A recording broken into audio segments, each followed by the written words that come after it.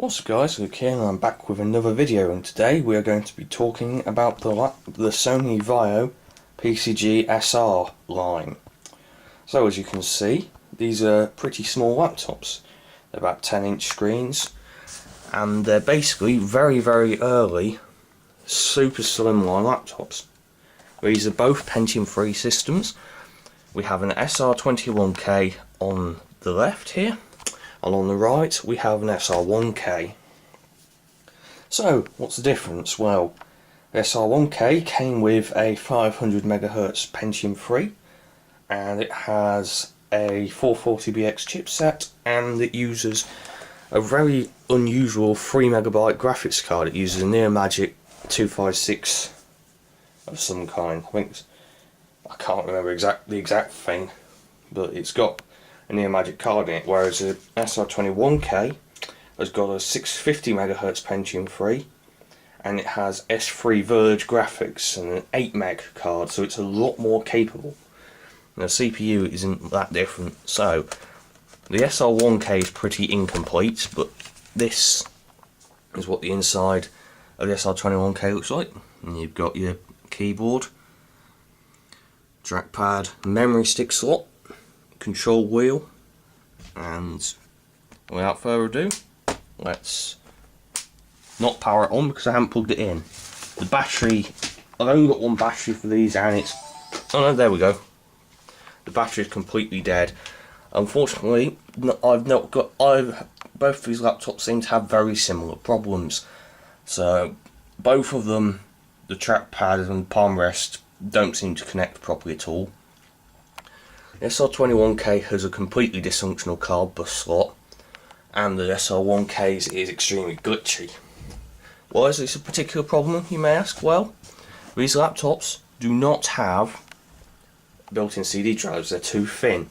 So I got, with the SR1K, this Sony PCG-A CD51A module, which is just a pretty generic CD drive designed for PCMCIA, and it works in both 5V and 3.3V devices, which is quite a nice feature. The screen is full XGA resolution, however it's somewhat past its best. You can probably see just how uneven the backlight is, and there's a couple of small bugs inside the screen, I think. There's no hard drive caddy in this. It's got a 30GB hard drive in it that I've just thrown it in from my now dead Latitude CP. I'll say they do get quite warm, as one would expect for an older laptop with a Coppermine P3, even a lower end one, in such a small confined space. Both ran Windows 2000. Came new with 64 meg of RAM, which was not fantastic, and they used micro DIMMs. So I was very lucky that the SR1K actually came with 192 meg, because it had a 128 meg stick as well, so that went in there. Basically, the SR1K cost me about £6 or £7, and it originally had the screen's down the SR21K. It came quite heavily disassembled, but it did come with the charger and the CD drive, so it was well worth it.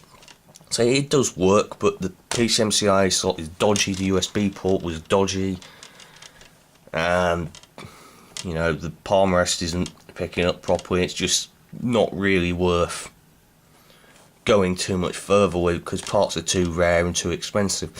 So I bought this SR21K for a little bit more than that one cost. This one had a bus screen, but otherwise would work fine. However, neither of them have hard drive caddies, they just have hard drive cables, and those caddies aren't easy to source, so that's a bit of a problem. So the hard drive is located within here.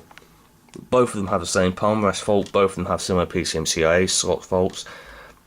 I couldn't tell you if this was coincidence or if it's a symptomatic of all of these SRK laptops.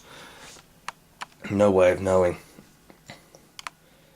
They're reasonable little things, you know. It would be a lot more, they're quite interesting.